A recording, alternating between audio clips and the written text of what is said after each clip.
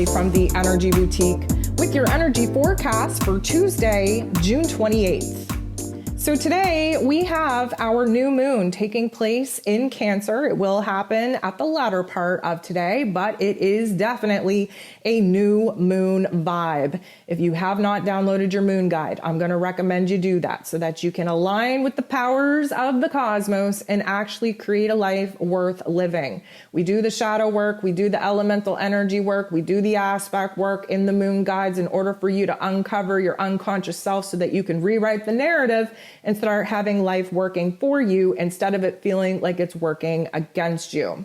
So if you listened to yesterday's energy forecast, you would know that the moon in Gemini went void, of course, at 10:40 p.m. and that it locks into Cancer energy 7:55 a.m. here this morning.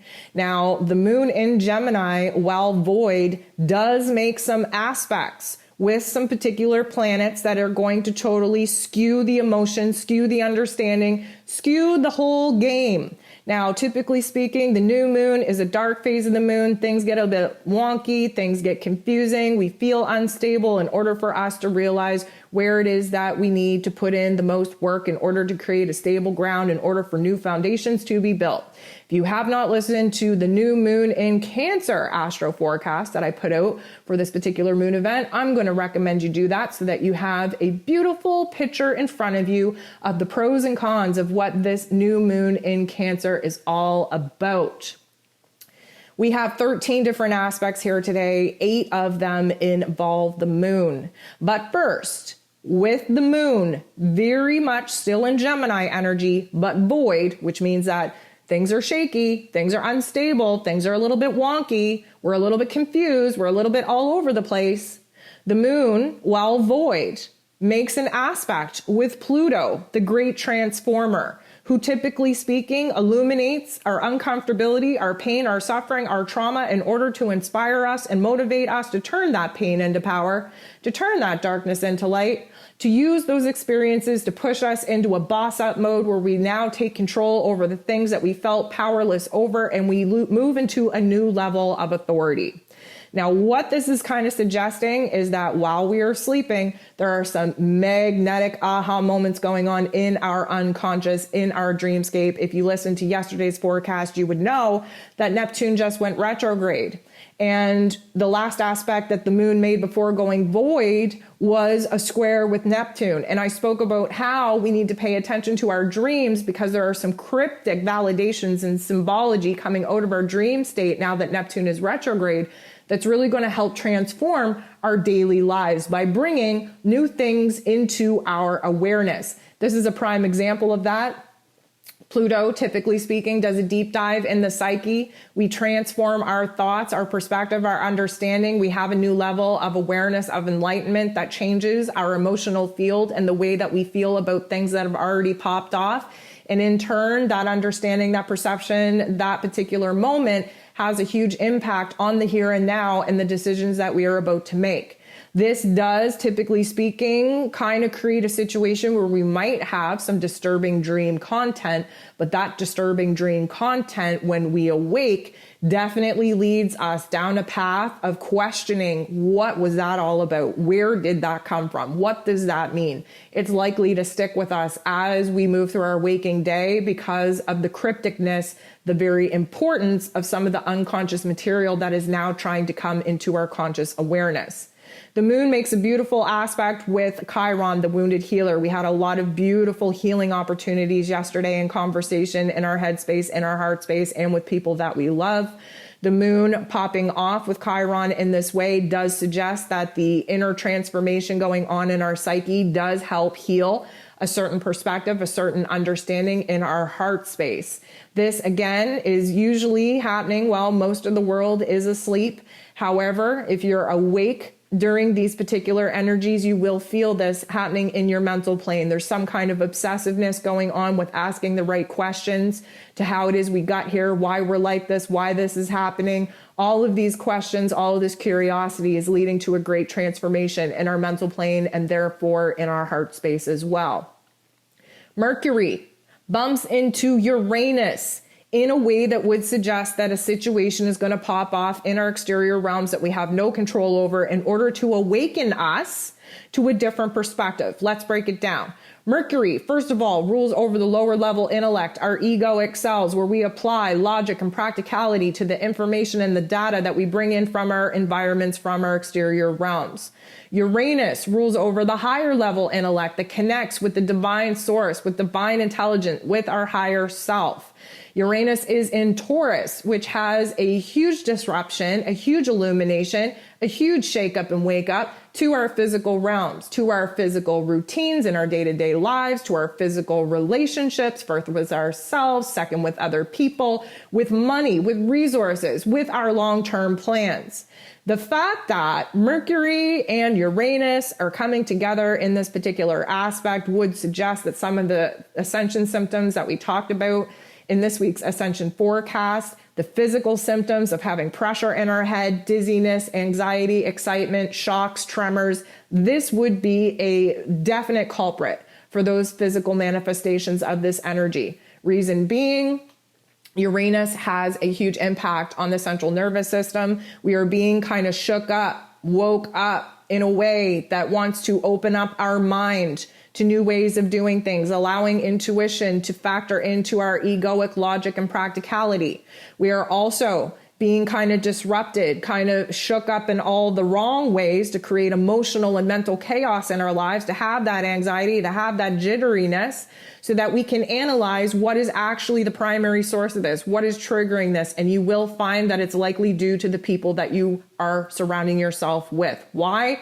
Because Uranus is in Taurus. We have to focus on our physical environment, our physical realms. Taurus also represents the relationship that we have with ourselves and with other people. And right now, especially since eclipse season popped off, rattled up some of the divine scripts in our personal relationships, you will see that the dynamic that we're currently being illuminated to needs to reveal certain people's motives and agendas and true colors, because we're in the new moon energy where we should be focused on planting the seeds of intentions, of our dreams, of our visions that we want to be manifesting. And sometimes we tend to want things that include other people that have no business even being included in our futuristic plans. So this particular, we'll call it shake up of the mental plane, is going to illuminate for us, reveal some details, some information that we're going to have to reanalyze, reevaluate, as far as what it is that we actually want to be manifesting and who it is that we'll actually be bringing with us. The sun is going to semi-square the true node. This is going to amplify this earlier situation popping off, because the sun in Cancer, of course, is very focused on the home, on the family dynamic, on the boundaries being tested, triggered, and activated in order for us to create a new foundation of safety and security, not only in our emotional plane, but in our physical realms as well. The semi-square is a tension point with the true node, which is our soul's path, our soul's destiny, essentially the plans that we currently have for ourselves moving forward. Whatever situation popped off, whatever new information and details just got revealed to us, wherever it is that we're opening up our minds and awakening to the fact that maybe certain people need to be left behind in our plans for the future, the sun semi-squaring the true node right now is really illuminating where it is that we kind of feel confused on our next step forward. That's okay. What we know about confusion is that confusion has to happen in order for clarity to come. The moon is going to semi-square Uranus right after this, which is going to create a lot of emotional chaos. This emotional chaos is 100% needed. Keep in mind, we are building towards the potent energy of the new moon in Cancer taking place at 10:52 p.m. later on this evening.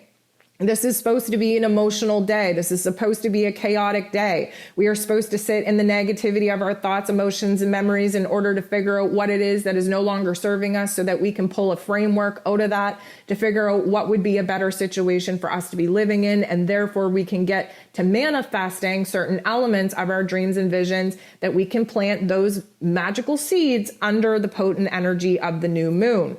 This particular energy is definitely going to rattle us up, really have a huge effect on our anxiety, on our central nervous system. Mars goes ahead and bumps into Neptune.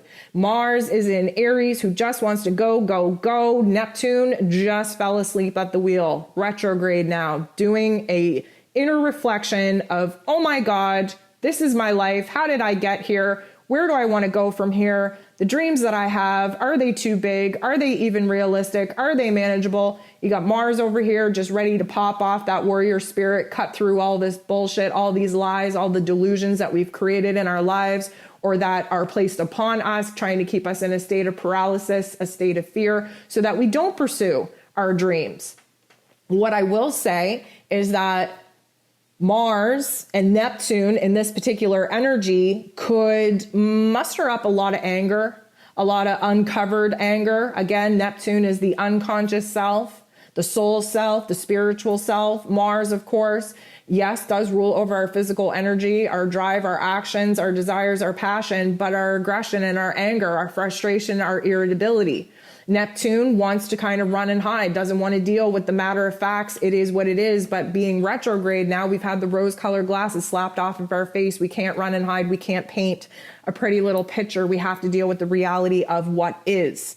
And what is that we are pretty friggin' frustrated of not being able to start something new, not being able to create a new opportunity, not being able to take the leadership role and pursue our dreams and desires in the way that we have impulses to. This can create the inner agitation that I spoke about. We have to be very careful of that because this Neptune energy also wants to numb. We can definitely be so overwhelmed with emotions, with thoughts, with our physical circumstances that we may want to numb using drugs, using alcohols, other forms of disassociation. So we have to be highly aware and highly conscious that we are hypersensitive today, and we have to stay as the observer in order to stay ahead of that. The sun will square Jupiter. The sun in Cancer, squaring, getting into the boxing ring with Jupiter. Now, if you downloaded your moon guide and moved through the aspects of this particular new moon energy, you would know that Jupiter actually squares the new moon. And where the sun and the moon need to be in perfect alignment in order for the new moon to happen, it only makes sense that the sun is going to square off with Jupiter before we actually get to our potent energy of both the sun and the moon squaring off with Jupiter. The sun is our illumination, what needs our attention, where our ego, our present day self needs to be pouring our time, energy, and attention into. In Cancer energy, it is nurturing oneself, taking care of oneself, being protective and defensive of what it is that we've built, what it is we've created. It's where we need to be a little bit more introverted to realize where it is that we need a little bit more safety, security, stability in our lives. Yes, emotionally, but also in our home and our family dynamic. Squaring off with Jupiter. Jupiter is the planet of growth and abundance, belief, and he magnifies everything. He turns the volume all the way up, and we can overdo a lot of things. We can be overly defensive, overly protective, overly emotional.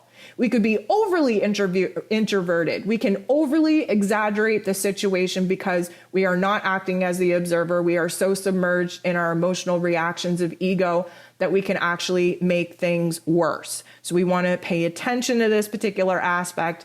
It does have a lot of negative aspects and qualities that can manifest. We want to stay aware. We want to stay ahead of the game. The moon is going to semi-square the true node.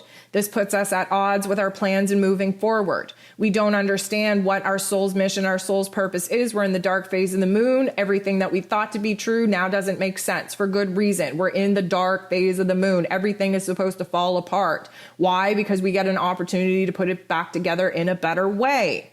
Don't let these types of aspects throw you totally off your game so much so that you create a mess for yourself and spiral so out of control that you're not able to regain your power, your strength, your steadiness, your focus, your direction forward when these energies pass. The moon bumps into Venus, who is in Gemini. This particular aspect suggests that there is some situations popping off in our personal relationships. There could be arguments. There could be confrontations. We're definitely not around like-minded people right now. We want connection. We want intimacy, but yet we're holding all the way back because, again, our guard is up. We're overly protective. We're overly defensive. Not a great time for heart-to-hearts, even though we want to have them because we want to clean up the mess of the past so that we can move on to the future. But again, we're in the dark phase of the moon. This is not a good vibe to have a heart-to-heart and actually have confidence and clarity in that discussion, having both parties be on the same page. We're definitely going to see a disruption in our personal circumstances, in our personal relationships, where, again, we're being misunderstood, we're being misjudged, we're being overly sensitive, overly dramatic. All kinds of very toxic energies can come out, especially with all these aspects taking up space and at play. This is when we have the moon squaring off with Jupiter right before the moon conjunct sits next to the sun, which gives us our new moon in Cancer. This particular energy, again, just has us in a situation where we're overly emotional, where we overdo ourselves, overcommit, where we overburden ourselves, where we're just kind of over exaggerating our circumstances. We tend to be overly dramatic at this particular point. It's really not a good vibe, but it is 100% necessary to have, again, this essential destruction in order for us to rebirth and resurrect ourselves in a different way. The moon does make a very positive aspect after the potent energy of the new moon pops off with Mars, who tends to kind of show us that, guess what? We had our little meltdown. Now we can put our big girl panties on. We can boss up. We can unleash the spiritual warrior. We can understand now where it is that we need to be more determined, motivated, and inspired in order to get ourselves out of this mess, out of this funk, out of our emotions, where we can actually take action and initiate a brand new passion or desire, a path or direction forward. This is all good vibes. And then the last aspect that's taking place here today is between Venus and Jupiter. And if you listen to these daily energy forecasts, you would go back to Sunday and remember that we talked about how Venus and Jupiter were going to be sextiling one another right after the new moon energy peaked. Why is this important? Well, back on Sunday, we had the moon conjunct Venus, and then we had the moon sextile Jupiter. This put us in a very optimistic, happy-go-lucky mindset. It made us a little bit more friendly, a little bit more open, a little bit more optimistic for the big picture, the silver linings, the opportunities yet to come. It definitely gave us a preview on what this particular aspect of Venus sextiling Jupiter is all about. So we have to understand that Venus, being the goddess of love and beauty and worth and value and pleasure and money and long-term plans, sextiling, which is a blending of energies with Jupiter, the planet of growth and abundance and opportunities and blessings, in Aries energy for the first time in 12 years, initiating something new, opening up a new door of opportunities. What we can expect is that the trigger, the aspect, gets activated to open up this beautiful window of time where we can get lucky meeting the right people at the right time, where we can be in the right place at the right time for a beautiful opportunity to increase our income. We are talking about the value, the worth within ourselves, seeing new skills, new, I'm going to say, talents be brought forward in order to create new resources in our lives. We are talking about relationships, new ones actually entering into the forum, while old ones find themselves on their way out. We can find a lot of love, a lot of pleasure, a lot of joy now being anchored in, rooted in. There's a lot of growth happening in our relationships, not only within ourselves, but in our personal relationships as well. Realizing, again, with earlier situations popping off, illuminating relationships that need to fall apart, where it is that now we are starting something new. We're initiating a brand new cycle, a brand new beginning, and this is luck. Jupiter is all about luck. It brings us a certain level of positive luck, of beneficial opportunities. Now, let me just remind you, I ranted about this, I think last week. Just because this aspect happens today does not mean that the only opportunity for these chances, these opportunities to pop off happen today. This opens up a window of time, okay? This aspect will be with us for the next couple of weeks, at least. And this is just the initiation. This is where the clock goes ding, ding. We unlocked, the safe. If you think of all the planets being little knobs on a safe, we correctly identified the right position for Venus and for Jupiter to unlock the safe. And unlocking the safe means we now move into a very positive window of time where, again, we're meeting the right people, we're having the right ideas, we're meeting the right kinds of opportunities to advance ourselves, to grow ourselves into new relationships, new skills and talents, new opportunities to increase our income, and overall just be in a beautiful place to realize the attitude of gratitude, to recognize our blessings, and to really pluck out the silver linings from some of the darker experiences that, of course, we all have just gone through.